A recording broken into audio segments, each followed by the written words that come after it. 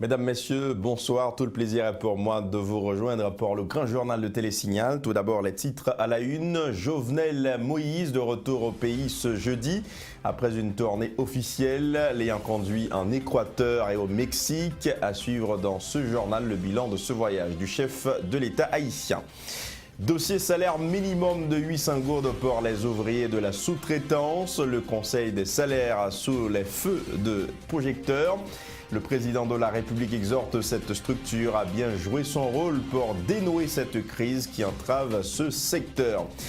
Affaire de cargaison de riz jetée à Tabar. Les autorités haïtiennes n'ont présenté ou épinglé aucun responsable. Plus de 24 heures après, les appels à la non-consommation se multiplient, mais les riverains semblent en faire la sourde oreille. Le divorce semble imminent entre le sénateur Jacques Sauveur-Jean et le président Jovenel Moïse, tous deux du PHTK. Le parlementaire l'a annoncé ce jeudi, mettant en avant le fait qu'il digère mal certains caractères affichés par le chef de l'État, citant entre autres son entêtement. On fera également un petit coup d'œil à l'étranger. Le sommet de l'OTAN de Bruxelles de 2017 s'est déroulé ce jeudi. Le terrorisme était sur le tapis. Le président américain Donald Trump a demandé aux 23 des 28 membres de l'organisation de payer pour leur défense et de rejoindre la coalition contre Daesh. Voilà pour les titres, mesdames, messieurs. À tout de suite.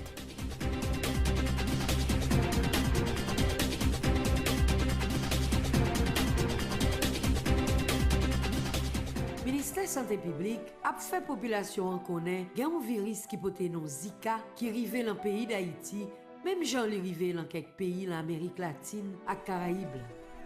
C'est Maïgouin qui baille virus Zika. C'est peut-être ça. Le ministère a demandé tout le monde pour détruire toute madlo côté Maïgouin kakalé. Et puis, prend précaution pour Maïgouin pas piquer.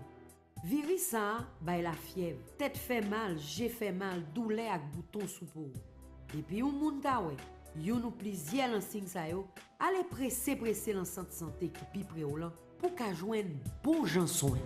Si tout femme enceinte yo, parce que maladie ça, qu'a gen gros conséquences sur la vie de bébé qui l'envante. C'était un message, ministère santé publique à population.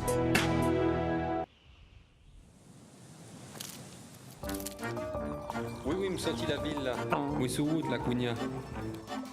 Oui, n'a privé quand même. Bon, pas con qu'il est, mais si c'est pour arriver, n'a privé.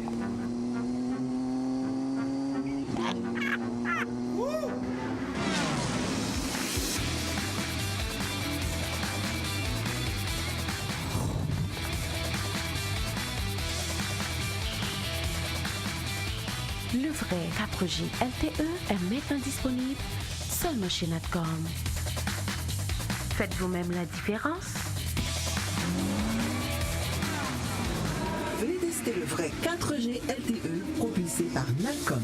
Jusqu'à 10 fois plus rapide que le 3G de la compétition. Natcom 4G LTE. Venez tester la vitesse du vrai 4G LTE. Natcom, the future is now. Let's go!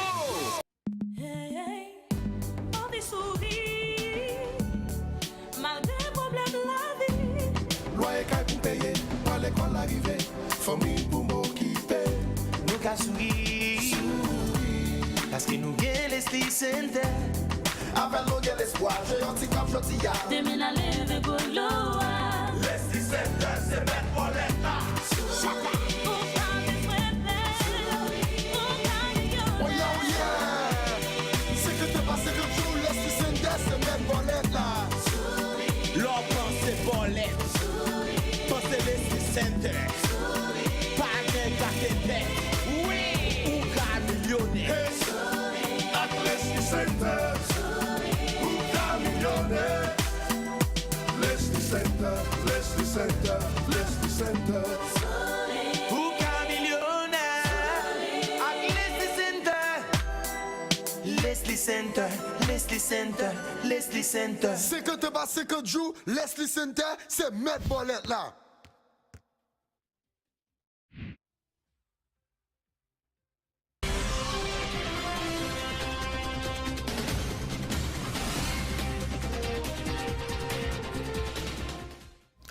Bienvenue mesdames, messieurs au développement de ce journal. Nous vous offrons toujours ce qu'il y a de meilleur en matière d'information. Comme annoncé en titre, le président de la République, Jovenel Moïse, est rentré au pays ce jeudi après avoir participé mercredi à la prestation de serment du nouveau président équatorien et au 5e sommet de la plateforme globale pour la réduction des risques et désastres organisé au Mexique. Le président en a profité pour s'entretenir avec le vice-président cubain concernant la coopération entre les deux peuples. Son dialogue avec le président mexicain a débouché sur un projet de régularisation des Haïtiens vivant sur la frontière mexicaine ainsi que le renouvellement du programme de bourse pour les étudiants haïtiens. On écoute le président de la République, Jovenel Moïse. Et nous avons même après-midi, nous avons fini dans le pays Équateur, nous n'avons pas dormi. Nous traversons dans le pays Mexique, côté nous participons à un gros sommet sur le problème climatique. Nous travaillons au Mexique, nous avons un gros bilatéral que nous faisons avec le président mexicain, premièrement sur les compatriotes, le thème que nous avons développé, nous avons 4000 Haïtiens qui sont dans la frontière Mexique avec les États-Unis. Le Mexique décide de vous dire pour bailler mon papier. Pour le travail. Nous travaillons sur ça pour que rapidement, il y ait un problème, il n'y ait pas de passeport, soit passeport du Brésil ou bien passeport expiré. Nous travaillons pour que rapidement, le ministre intérieur ait là tout. Nous, à niveau immigration, pour que les gens aient des pièces d'identité tout de suite. Ensuite, dans le bilatéral avec le Mexique, nous avons parlé d'étudiants, il y a 300 bourses que le Mexique va ici. Nous travaillons pour que le renouvellement bourse le fait. Et deuxièmement, il y a des domaines spécifiques que nous travaillons pour que le Mexique soit capable de nous non seulement des bourses de licence, mais pour nous donner des bourses de maîtrise et de doctorat pour nous gagner des gens formés dans le niveau métier qui a un problème qu'on a en Haïti. Par exemple, des gens qui sont formés en hydrologie, des gens qui sont formés en sciences du sol et qui permettent que nous ayons des études. Là, nous avons besoin de faire, nous ne sommes pas obligés de chercher les ressources humaines de l'autre. Et le troisième thème. Et le président Jovenel Moïse rappelle que le dialogue est la seule option susceptible d'apporter une solution à la crise qui affecte le secteur de la sous-traitance ces derniers jours. L'ajustement salarial exigé par les ouvriers est légitime de l'avis du président qui exhorte en ce sens le Conseil supérieur des salaires de bien gérer son rôle dans le dénouement de cette crise. On l'écoute au micro de Pierre-Lenique Crevange et Max Joseph. Pas de problème qui va résoudre le bon parti qui dit que va chauffer tel parti par rapport à l'autre. Je veux dire, bon problème entre les syndicats et patronat sous salaire minimum. Moi, je dis, j'aime toujours dire pendant toute campagne, c'est pour nous qui parlons ensemble, nous sommes peuple, nous sommes nation, pour leur mon problème nous résoudre. Et qui est-ce qui est là pour résoudre le problème ça? Le problème ça, c'est le Conseil supérieur salaire qui est là pour résoudre, qui sont institutions mixtes, qui ont des gens dans le syndicat, qui ont des gens dans le patronat, qui ont des gens dans l'État, là-dedans tout. Nous-mêmes, nous parlons à Premier ministre dans le tournée là, nous prenons un rapport sur la situation et nous connaissons les gens qui sont supposés confirmer, ça veut dire parler de l'institution qui est supposée confirmer membres dans le CSS. Incessamment, ça va le faire. Et moi-même, moi, je dis, moi, je remets un temps qui est extrêmement court pour que CSS là prononce sur le problème de salaire minimum. Parce que pas de pays sur la terre qui est développé sans création d'emplois. Et pas de pays tout qui est développé sans force de travail. Et mon leur travail, il faut que force de travail respectée. Mais patron qui a créé le job de tout, nous-mêmes, nous là comme l'État pour nous attirer. Parce que nous parlons pour nous dire que le patronat a raison, le syndicat a raison, nous là pour nous encourager le dialogue. Dialogue entre syndicat et patronat, parce que création d'emplois, c'est à partir de lui. Si nous parlé de stabilité, si nous parlé de dignité pour le peuple, que vous voulez travailler pour lui, il faut que le peuple là, il faut le travail. Condition de travail, on est d'accord, il faut que monde qui travaille, le travail dans de bonnes conditions. Et sachez que le président de la Commission Affaires sociales du Sénat de la République, le sénateur Antonio Cherami, a effectué ce jeudi une visite au parc industriel de Sonapi. Le parlementaire était venu constater si la mobilisation ouvrière est empreinte de violence et si les policiers ont fait usage de la force pour étouffer le mouvement de protestation de cette classe en faveur de 800 gourdes comme salaire de base. Reportage REC Antoine et Max Joseph. Dès son arrivée au parc industriel Sonapi, le sénateur Antonio Cherami a été accueilli par une foule d'ouvriers chauffés à blanc. Sa visite avait pour but de constater si effectivement des ouvriers ont été malmenés par des agents de la PNH et si la mobilisation ouvrière a donné lieu à des scènes de casse. Le sénateur Kato invite le ministre des Affaires sociales et du Travail à prendre sa responsabilité dans le cadre de ce dossier et demande aux ouvriers de manifester pacifiquement. Moi, j'ai rencontré plusieurs personnes là qui blessés, qui prennent pour en bas, gauche. Si le ministre des Affaires sociales n'a pas pris responsabilité, c'est l'État qui pourra le payer. Et l'État, nous déjà dans une situation côté, nous avons besoin de plus de jobs à créer. Quelques minutes avant l'arrivée du sénateur, le ministre des Affaires sociales a bouclé une visite au parc industriel Sonapi où les ouvriers ont recommencé à travailler ce jeudi. Roosevelt Bellevue a voulu rassurer les investisseurs ainsi que les ouvriers que le gouvernement travaille en vue de résoudre cette crise. Et les que la situation ça évolue en Haïti, nous repousser au monde l'autre monde qui t'a voulu venir investir. Moi, je demande chaque représentant, instance qui t'a évolué représentant, c'est ça, pour confirmer, soit confirmer même monde, ou du moins pour envoyer l'autre monde, pour que c'est ça qui a redémarré, pour capable faire des propositions, et à partir de propositions nous-mêmes, pour le gouvernement les trancher. Si les travaux ont repris au niveau du parc industriel Sonapi, tel n'est pas le cas dans d'autres usines à Carrefour et à Clercine, selon des représentants de syndicats qui annoncent la poursuite de la mobilisation. Il y a différents buildings qui sont dans la zone aéroport, dans Carrefour, dans Clercine, dans le parc industriel Caracol, dans le Côte de Vie, pas d'ouvriers qui travaillent. Demain, nous prenons la rue, samedi, nous bois croisé, lundi, mardi, nous prenons la rue, mercredi, nous bois croisé dans l'usine.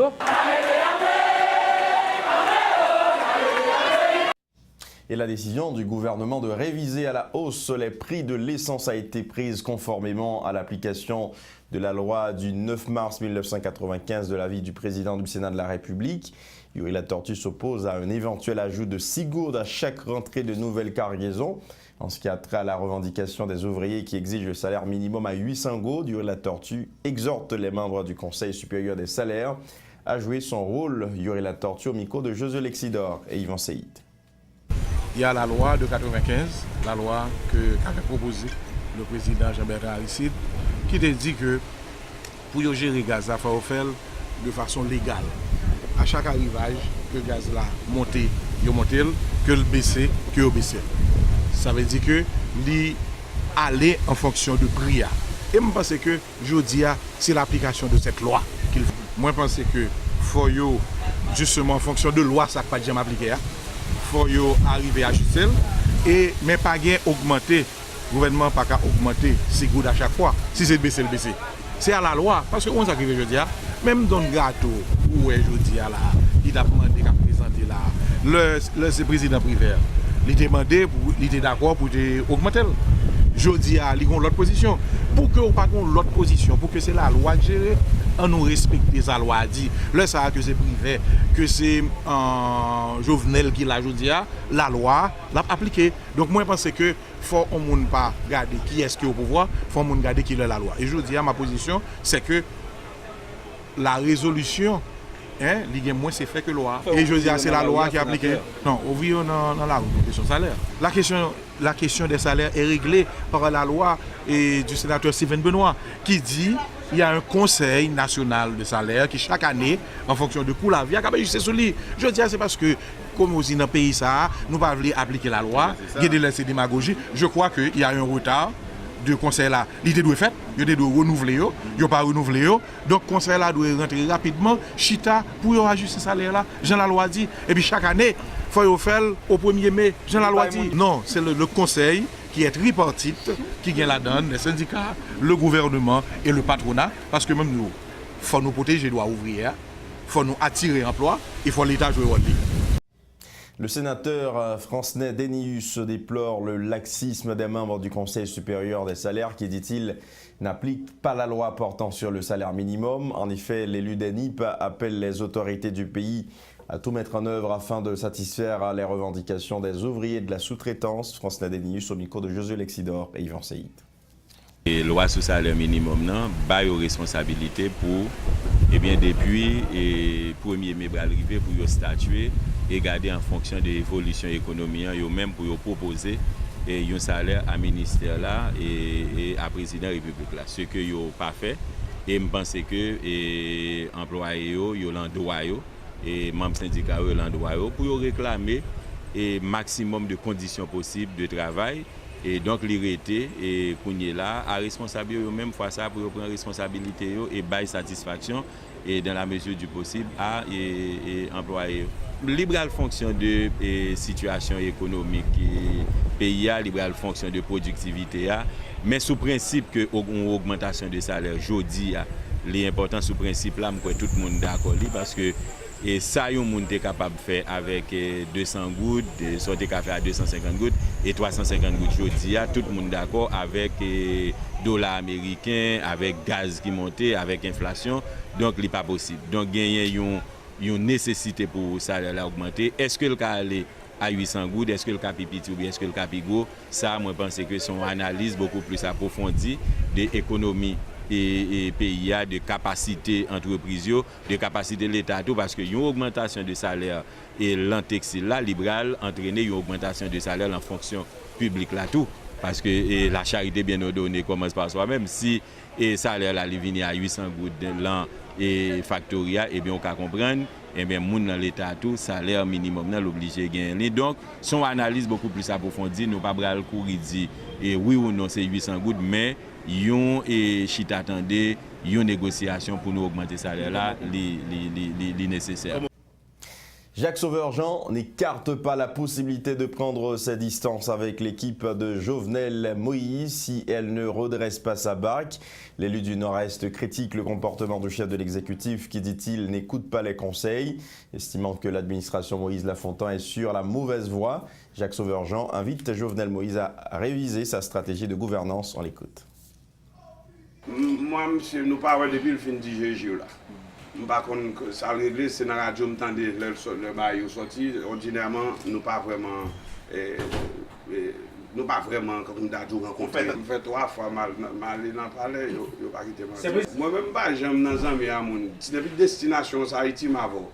Mais si on est qui va voir Haïti, on va besoin que je ne monter machine. Par contre, s'il chaud, la présidente, sénateur, nous chacun fait travail. Je ne vais pas faire plan. Je ne vais pas jamais être confortable dans le VHTK. Depuis le commencement jusqu'à aujourd'hui. Et c'est moi, oui, membre fondateur parti.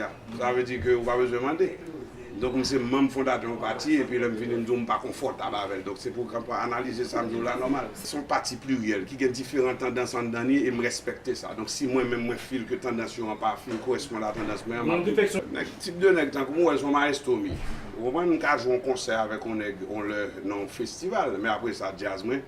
Supposé, je ne suis pas frustré ou l'aurait les Jacques Sauveur-Jean. J'ai trop de bagages pour me faire pour me frustrer. Je travaille et je make sure que je m'accorde avec ça que je dois accorder maintenant.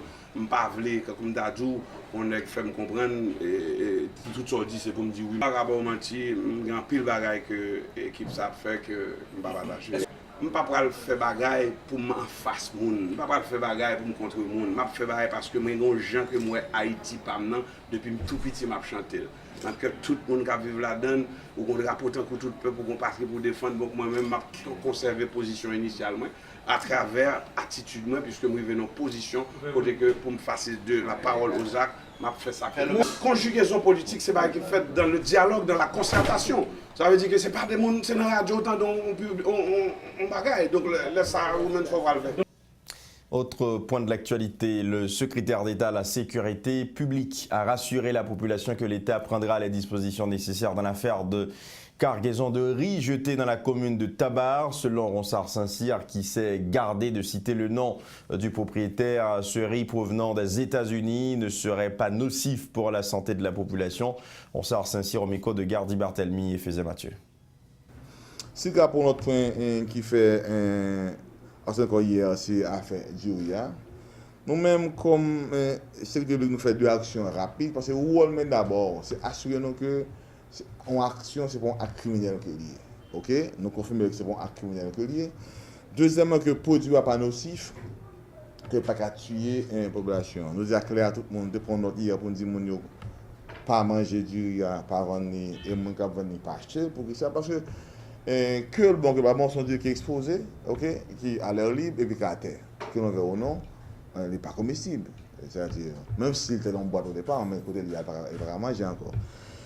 De souci, nous collections d'huile qui entrée et sorti aux États-Unis et pendant débarquer l'emport là et puis grouilla les décapé là et puis il prend de la main et puis la justice, l'agriculture et aussi douanier décidé qu'il pas manger, il voyait al bouler en côté. Malheureusement côté al bouler là, gon partie dans côté qui pas fermé et puis population qui un peu dit bon bakadi affamé qui a besoin et c'est dur lié réflexion martiale pour le consommer nous même ça fait rapidement nous sécuriser périmètre là qu'on y a là nous mettre la terre et pas prendre encore et que le gouvernement premier ministre hier c'est instruction à ministre de l'agriculture ministre du commerce il pour échantillon pour vérifier il a acheté son note tout bio clair de nature OK. Donc jusqu'à présent, tout va sous contrôle et puis recevoir la fête pour nous plus éclaircissement. L'État a un protocole légal pour nous agir, laisse arriver. Les hommes là, c'est pour dire qu'à tuer les gens, mais comme les prend seul et que ce m'a jeté, donc c'est pour une action criminelle. Rappelons que ce riz jeté en quantité imposante à Tabar est présenté par plus d'un comme un produit avarié. Dans une note en date du 24 mai, la secrétaire d'État à la sécurité publique a tiré la sonnette d'alarme et a demandé à la population de ne pas en consommer.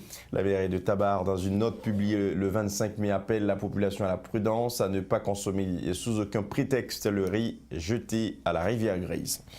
Pour marquer son 31e anniversaire, la compagnie de danse Artimoun a organisé un grand spectacle dimanche dernier à Port-au-Prince, où les danseurs acteurs ont su lier mots et pas de danse pour livrer une performance à la hauteur de l'attente du public. Pierre Lenic Crevange et Maxo Joseph y ont assisté. Voici leur compte-rendu. Fondus dans leurs rôles respectifs, dévoués pour éblouir une assistance déjà gâtée par les éditions précédentes, les interprètes de cette pièce intitulée « L'histoire du premier enfant de l'île » s'étaient donnés à fond pour offrir un spectacle hors du commun dimanche dernier à l'hôtel Caribbean Convention Center. Cette adaptation de Gétro Marcellus, dont la mise en scène a été assurée par Chris Missinville, raconte l'histoire de deux adolescents, Pipiti et Kaï, qui se voyaient dans l'obligation d'oublier leurs propres différences, question d'accomplir une mission héroïque, la libération de leur famille, séquestrée par une reine toute puissante du nom de Raïn. Pipiti, lui aussi séquestré, a usé de son leadership et sa bravoure pour y parvenir.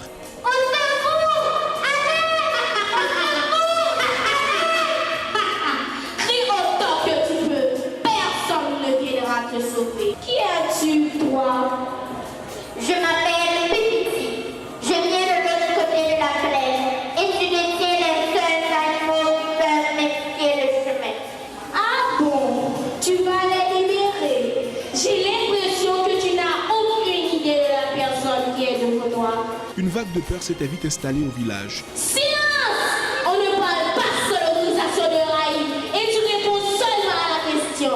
Et la nécessité d'une union générale s'avérait indispensable pour les habitants de la communauté. Mes amis, nous avons un problème sérieux. Raïm a capturé le premier enfant de nous. Si on ne fait pas quelque chose, l'humanité n'existera plus. Ce n'était pas tout à fait facile au départ, mais conscients du danger qui plane sur leur existence, ces derniers ont fini par tout mettre de côté pour emprunter une seule et même voie, l'unification et la réconciliation. Cette pièce, avec comme toile de fond le ballet classique, a mis en évidence le savoir-faire des chorégraphes de l'école de danse Art Timoun ainsi que le professionnalisme des élèves. La réalisation de ce spectacle a coïncidé avec les 31 ans d'existence de la compagnie. Coup d'œil dans l'actualité internationale, sommet de l'OTAN à Bruxelles. Le sommet de l'OTAN s'est déroulé à Bruxelles ce jeudi à l'occasion bien sûr de l'inauguration du nouveau siège de l'OTAN, quelques jours après l'attentat de Manchester. Le terrorisme était sur le tapis dans la discussion des dirigeants de l'OTAN, rassemblés pour la toute première fois autour du président américain Donald Trump. Trump demande aux 23 des 28 membres de l'organisation de payer pour leur défense. Il voulait également que l'OTAN rejoigne la coalition contre Daesh. Reportage France 24. Première photo de famille pour Emmanuel Macron et Donald Trump. Les présidents français et américains assistent à leur premier sommet de l'OTAN. Au cœur des discussions, la lutte contre le terrorisme. Après plus d'un an de tergiversation, l'OTAN devient un membre à part entière de la coalition internationale contre l'organisation État islamique, mais elle ne s'engagera pas dans des opérations de combat. L'adhésion de l'OTAN à la coalition internationale a une double importance. D'abord parce qu'elle envoie un message politique fort sur l'unité de l'OTAN dans la lutte contre le terrorisme. Ensuite parce qu'elle apporte une plateforme pour renforcer notre soutien logistique. Autre sujet majeur, le financement de l'OTAN. Donald Trump estime que la contribution financière des États-Unis est trop importante.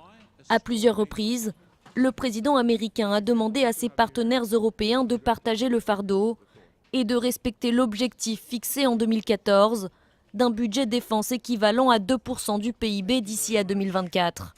Une demande qu'il a réitérée ce jeudi. Les membres de l'OTAN doivent maintenant vraiment contribuer à leur juste part et respecter leurs obligations financières. Mais 23 des 28 pays membres ne payent toujours pas ce qu'ils devraient payer pour leur budget défense.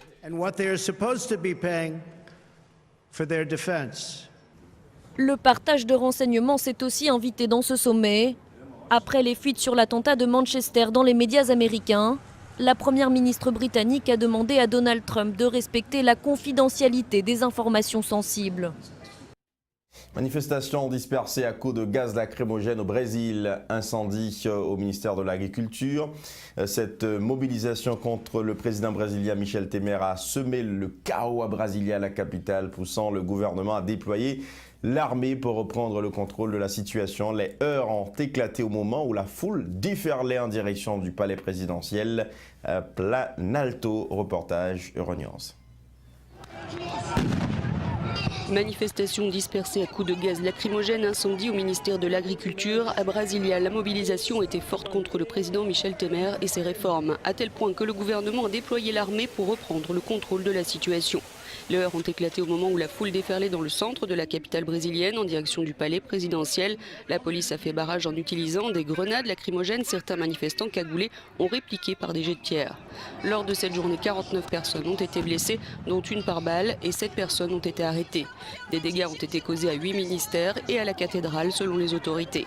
Envahi par les protestataires qui ont déclenché un incendie dans une salle, le ministère de l'Agriculture a dû être évacué dans l'après-midi. Dernier rappel des titres de l'actualité. Jovenel Moïse de retour au pays ce jeudi.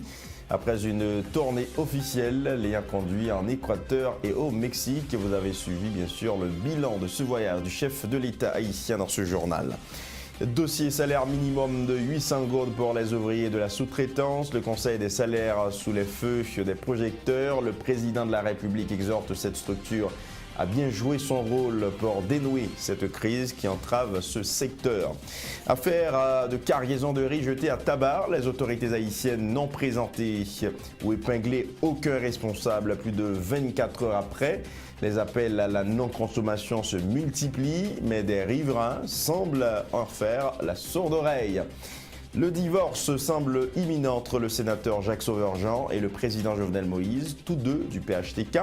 Le parlementaire l'a annoncé ce jeudi, mettant en avant le fait qu'il digère mal certains caractères affichés par le chef de l'État, citant entre autres son entêtement. Dans l'actualité internationale, le sommet de l'OTAN de Bruxelles 2017 s'est déroulé ce jeudi. Le terrorisme était sur le tapis. Le président américain Donald Trump a demandé aux 23 des 28 membres de l'organisation de payer pour leur défense et de rejoindre la coalition contre Daesh. C'est ici que prend fin ce journal. Merci à vous tous et à vous toutes de l'avoir suivi. Prochain rendez-vous avec les infos, c'est pour demain. D'ici là, portez-vous bien et faites du bien.